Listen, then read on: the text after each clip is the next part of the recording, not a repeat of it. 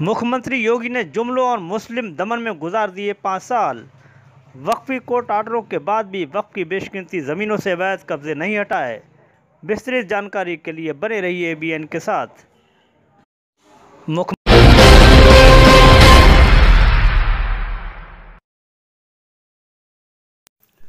एक मशहूर कहावत है कि पहले चोरी उस पर सीना जोरी। इस कहावत को साकार कर दिखाया खुद को बहुत ही बड़ी हस्ती कहने वाले मन्नान रजा खान ने। एक तरफ जहां मन्नान रजा खान ने वक्फ प्रॉपर्टी पर कब्जा कर रखा है, तो वहीं मन्नान रजा के दिमाग में हेकड़ी और जुबान पर दादागिरी भी उछाले मारती रहती है। मन्नान रजा ने लगभग 20 साल पहले बरेली के बाकरगंज में एक मदरसा बनाया। ये मदरसा मन्नान रजा की निजी प्रॉपर्टी है। मन्नान रजा ने मदरसा बनाने से पहले मदरसे तक पहुंचने के लिए रास्ते का इंतजाम नहीं किया, क्योंकि मन्नान रजा का दांत मदरसे के सामने मौजूद वक्फ प्रॉपर्टी पर गड़ा हुआ था। लगभग 101 बीघा रकबे की इस वक्फ जमीन को कब्जाने के लिए मन्नान रजा ने पहले मदरसे तक जाने आने के लिए कच्चे तौर पर रास्ते के लिए इस्तेमाल किया। कुछ दिनों बाद मन्नान ने रास्ते पर खड़ंजा बिछाया और कुछ ही दिन में मन्नान रजा ने पक्की सड़क बनवाकर वक्फ जागीर पर मजबूत कब्जा जमा लिया। इतना ही नहीं, मन्नान रजा ने अपने कब्जे को बचाए रखने के लिए कुछ लोगों को वक्फ जमीन पर झोपड़ियां बनाकर रहना शुरू कराया।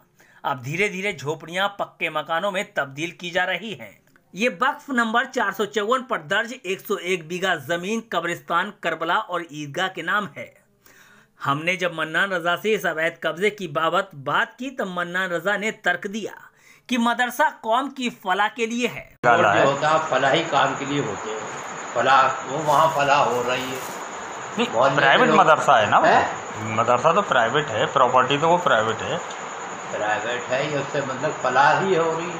बात फलाह की। अच्छा, मदरसे के बारे में आप ज़्यादा ना सोचें। मदरसा कब का है ये भी आपको मालूम होना चाहिए।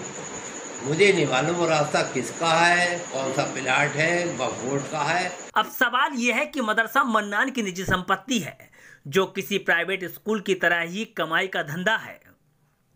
अगर मदरसा वक्फ होता तब मान लिया जाता कि कौम की फलाह का काम है। वक्फ प्रॉपर्टी पर किसकी इजाजत से पक्का रोड बनाया गया? इस सवाल पर मन्नान ने आपा ही खोते हुए कहा कि समाजवादी सरकार के जमाने में क्यों नहीं पूछा, अब बीजेपी ने भेजा है तुम्हें या योगी ने?